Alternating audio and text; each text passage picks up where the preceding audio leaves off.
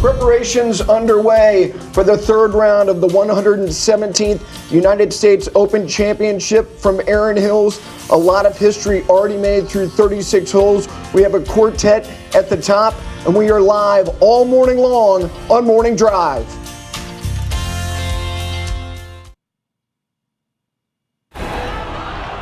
Bobby Jones said nobody ever wins the National Open. Somebody else just loses it. I am such an idiot. Bobby Jones was right. The U.S. Open has no conscience. It takes you on a week-long journey into frayed nerves and thick rough. It asks the toughest questions and then has the gall to repeat them. Bully, oppressor, unrelenting punisher. It can turn the most skilled player into a picture of frustration. Any mistake you make, it really punishes you. I feel like afterwards, I've been in a fight with somebody and I'm all beat up. Uh-oh. You've got to be kidding me. The U.S. Open leaves scars and bruises. It shakes them to their core. It has them searching the skies for answers. But somehow, some way, someone always wins.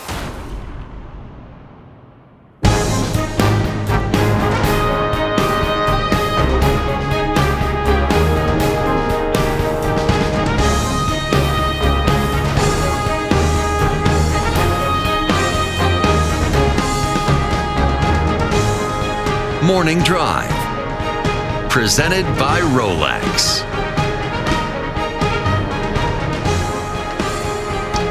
Early Saturday morning in Erin, Wisconsin, the greater Milwaukee area was pelted with overnight rains, but overcast skies. The first tee time on this Saturday will be at 9:26 Eastern Time. And you see four gentlemen who have never been in this position before: Casey, Fleetwood, Harmon, and Koepka. Your four leaders. That is history being made through 36 holes. And the story today is going to be the softening of this golf course. We got a lot of rain. You can see the chances of rain, 65 degrees, cooler temperatures, and that is why we've been forced back inside for our portion of Morning Drive. As we say good morning, Gary Williams, alongside Charlie Armour and John Cook. Gentlemen, good morning. Good morning. I'm glad we were able to get in this morning. The three of us rode in about 3 a.m. today, and it looked like Armageddon out there. It was raining buckets, a couple limbs down in the road. Right. This golf course took quite a bit of rain last night. Yeah, it looks promising, though, for the rest of the day. So it might be a little bit of drizzle, might be a little bit of softening, but they're going to get it in. They're going to play golf all day. Yeah, not only all day, but also it appears that tomorrow cooler temperatures, so the weekend looks good, but the golf course has been softened. So what is happening now? Well, let's take a look, because there are so many things that have transpired. I mentioned right off the top, Paul Casey, Tommy Fleetwood, Brian Harmon, and Brooks Koepka. This is uncharted waters for all of them to be in this position. Koepka has led through 36 holes on the PGA Tour, but not in a major championship. Harmon, Fleetwood, and Casey have never led through 36 holes. Meanwhile, the top three in the world all missed the cut. That has never happened since the inception of the World Golf Rankings. And finally, an amateur is making one heck of a story. Cameron Champ, a young man from the state of California, by way of Texas A&M University, has wowed people with his power, with his speed, and with his poise. So that is what we have going on through 36 holes. So with that being said, gentlemen, takeaways from round two. John? Yeah, the U.S. Open started to show up yesterday. We had -7 was leading after the first day, -7 still leading after the second day, starting to kind of filter in like a normal U.S. Open. There's 68 players within 8 shots of the lead, anybody's ball game.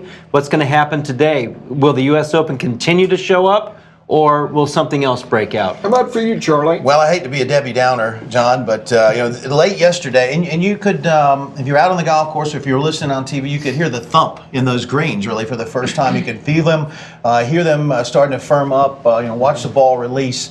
The guys were struggling maybe just a little bit for the first time, but with all that rain last night, humidity staying in the area, the greens are going to be soft. And when you look at the historic low scoring that we saw through the first 2 rounds. I mean, it tied the lowest cut in U.S. Open history. 42 players under par through 2 rounds. That's the most in history. We had 3 7 under par scores through the first 2 rounds. I think we're going to continue to see some phenomenal scoring.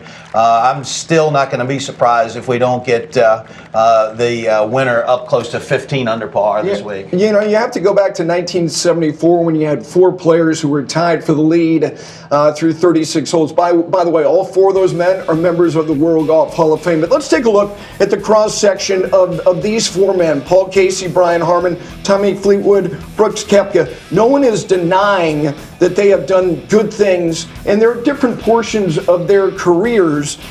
But the fact is, you look at Paul Casey, by far the most major championship starts, and oh, by the way, he's played very, very well. He's 18 under par, which is best, pardon me, most recently, Brooks Koepka's second. So their trend line of those 2 gentlemen is very, very good as far as recent major championship performances. Yeah, it really is. And when you look at Paul Casey and his career, I mean, this is a player who's won 13 times on the European Tour. He's got 1 win on the PGA Tour.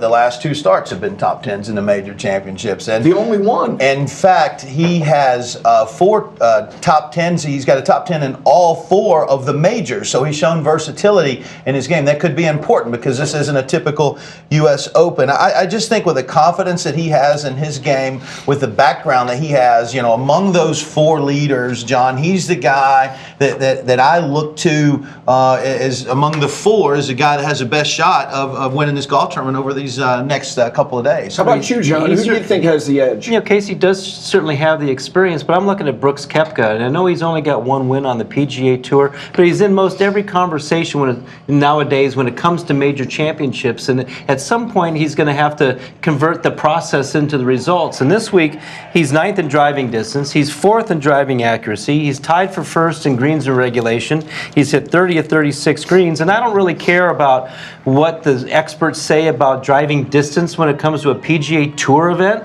This is the U.S. Open. And when you have stats like that, right there, where you're driving the ball long, you're driving the ball straight, that's how you win major championships. When you put the ball in the fairway and you're leading the league and leading the field in greens and regulation, that's what gets you to Sunday with a chance to win a major championship. I don't care what they say about driving distance on the regular PGA Tour. This is how you win major championships. It's very interesting. There's so much more golf to be played, and this is a bunched up leaderboard. 6 of the top 10 in the official World Golf Rankings did not make the cut. In addition, obviously, to 1, 2, and 3, anything could possibly happen. All right, but for now, we say good morning. We go back to the world headquarters of Golf Channel in Orlando and say good morning to Cara and the gang. Yeah, good morning, Gary. Hoping that those cloudy skies don't have too much of a part to play today. Looks like it is brightening up at Erin Hills, but we are back here, as Gary mentioned, in Golf Channel's headquarters in Orlando, Florida. And welcome into Studio AP. I'm Cara Robinson with a man who played in 8 U.S. Opens, Chris DeMarco, and a man who would love to play in a U.S. Open. Just one. That's right, David Hack. So 68 players made the 36-hole cut at 1 over, which matches the lowest ever in relation to par at a U.S. Open. Only 4, though, Chris, were from the top 10 in the official World Golf Ranking. Does it surprise you how much the best players in the world struggled this past week? Well, you said it earlier. It's really odd to me to see how it struggled for so many guys, but then so many people played so good. It's crazy that these guys, the best players in the world, played so poorly. I didn't expect that from the top 3 in the world for sure. I thought Dustin Johnson for sure this would be a great golf course for him, but everybody kept telling them that this course is perfectly set up for them. Mm-hmm. It's exactly what they want, and I think they went out there maybe and then took it for granted a little bit. We talk about uncharted territory for the 4 co-leaders, but it's not uncharted territory for our game, considering the last 6 major championships have been won by first-timers. Right now, only 2 major champions are in the top 23 in this field, Sergio Garcia and Martin Kaymer. We may be headed for another first-time major champion at Erin Hills. We may be, and just to pick up with you, Chris, it is crazy. It's like 2 different ends of the spectrum. There's the most ever amount of players under par, people getting really to low digits, and then there's the best players who are 10 over par or whatever they did yesterday, which we're going to show you now, what happened to the world numbers 1, 2, and 3. It was a sad story, really. We'll start with Jason Day, Chris. This was his tee shot at 17. Yeah, I mean, kind of the theme for him, just either way right or way left. This one went way right into the fescue. Yeah, he would make a bogey. He shot 79 on Thursday, 75 Friday, missed the cut, 10 over par. That is the worst 36-hole score of his major championship career. It wasn't much better for Rory McIlroy, a 10-footer here at the first. Yeah, you know, we don't see that much. That's a big momentum putt right there. Just kind of gets started out the right way, and he misses that and just puts a bad theme on the whole day. Playing with a new putter, of course, from TaylorMade, it would be a 78-71 for him. He's 5 over and a combined 43 over in US Open since he won in 2011. And could Dustin Johnson make the cut? He had the chance. He was right on the cut line there at 1 over. That was a par putt at 13. He missed it. He fell to 2 over par and just out of the cut line. He would shoot 75 and 73 to miss the cut, Damon. And for the first time since the inception of the official World Golf Ranking, the top 3 in the world all missed the cut in a major. Too many missed putts, too many trips to the fescue, and now a trip home. And afterward, the big 3 tried to make sense of it all. I usually love places like this, you know. I mean, I enjoyed the walk. The walk was great. The golf course is actually really beautiful, and you know, I just unfortunately just didn't execute. Look, it's a missed cut. It's my annual missed cut. It seems like, but I'm optimistic, you know, going forward, and I know I'm doing the right things with Phil Kenyon and my putting, and it's just a matter of getting more rounds under my belt. I'm definitely disappointed I'm not playing the weekend, but you know, there is a lot of positives I can take out of it. I feel like I'm striking it very well, so you know, I just need to go home, relax a little bit, hang out with the family, and I'll see you at the Open Championship in a month. To think of their comments, Chris, before this championship began, Butch Harmon saying Dustin Johnson died and went to heaven when he saw the golf course. Rory McIlroy making the comment about the fescue. They're a mile wide, the fairways. And to see Jason Day say afterwards, you know what? I'm more prepared for this week's major championship than I've ever been. How does this even happen? This was not in the cards, Chris. Well, because you have to start in the first hole and then get to the 36th hole. There's a lot of golf in between, and all 3 of them didn't play the way we're used to seeing them play. A lot of in the fescue. Not only that, but then we saw them a lot from the fescue into the fescue again. Big numbers. Jason Day, 2 triple bogeys. Rory McIlroy, 2 double bogeys. Dustin Johnson, plenty of double bogeys. It just wasn't real efficient golf. They were very untidy with their game, and it showed. And the scores, if around a U.S. Open golf course, if you're not hitting the ball where you need to hit it, it's gonna reveal you, and it did. For me, this shows that really there is no substitute for preparation. None of these guys came into this event in good form. Rory McIlroy has only played 6 events this entire season. We haven't seen him play competitively since the Players. There's a lot to be said for tournament reps. Dustin Johnson, understandably, would have been distracted with the family affairs this week. That's one of the first things he said. I get to go spend the weekend with the family. They've just welcomed their second son into this world. It's hard to turn your attention away from that, to leave them at home and to come and play in a golf event, no matter what caliber it is. And Jason Day did admit that he felt incredibly prepared coming into this, but he hadn't had great results coming in either. Where do they go from here, Chris? They all say they're trying to take positives out of it, but let's be honest, it's not a very positive scoreline. So where do you try and go? Well, I mean, again, it is the U.S. Open. It is a major. It is a miscut, but it is a miscut. That's the great thing about the PGA Tour. There's always next week. There's always another week to follow up the next week. So, you know, their next step is the British Open. That's what they're thinking about right now. All 3 of them are going, okay, British Open, that's where my mind is going to now. How do I prepare for that major championship? How do I get there? How many tournaments are going to play before that? So it's on to the next one. I mean, this is just a miscut. The great players put it behind them and move forward. The weirdest thing for me was just watching Dustin Johnson. And you mentioned the fact that he just had a child. I mean, Jason Day was in a playoff just a couple of weeks ago. And Rory McIlroy, let's be honest, I mean, he has 4 top 7 finishes in 6 starts.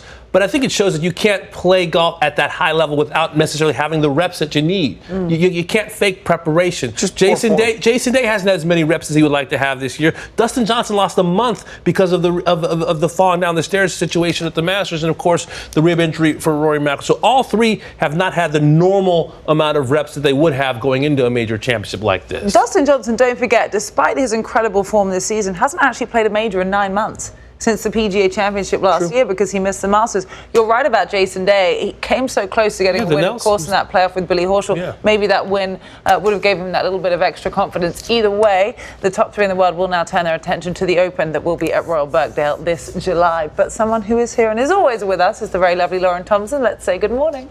Very sweet, Cara. That's an interesting conversation that we just had. You know, playing professional golf at the elite level, that's what they do for a job. And let's be honest, not all of us enter every single day, every single week, top-notch in form. We'll have to see how that plays out for the rest of the field who did make it to the weekend. But yes, we've all made it there. Time for you to relax at home, but time for the rest of the field to take aim at a better spot on the leaderboard for those who made the cut in the U.S. Open. So on the way, we're going to look at those who are best equipped to make it happen and where you can join in the conversation. Interesting ways that you can do this. We want you to be involved today on Morning Drive. Then our travel expert, he's going to give you a broad look at the Badger State, why it was such a far-fetched idea decades ago that the game would make its mark here, the people behind the change, and how Aaron Hills entered the conversation. He also possibly might surprise you with where Wisconsin ranks on a highly accredited list of states where you should be teeing it up. Then with an amateur by the last name of Champ, just 2 shots off the lead, we're going to bring you a story of an NCAA champion from the 60s who led after the first and third rounds of the U.S. Open 50 years ago at Baltusrol. Already named the next big thing at the time. What happened in the final round, though, and where you can find him now. A good story that you should have on your radar as we head into Saturday of the U.S. Open. Morning Drive brought to you by Rolex. And shocking twists as the #1 player in the game and the defending champion won't be there for the weekend. Yeah, but a fight to the finish for those who are still vying for the hardware and the title of the 2017 United States Open champion. Much more golf ahead today as Morning Drive prepares you for it all.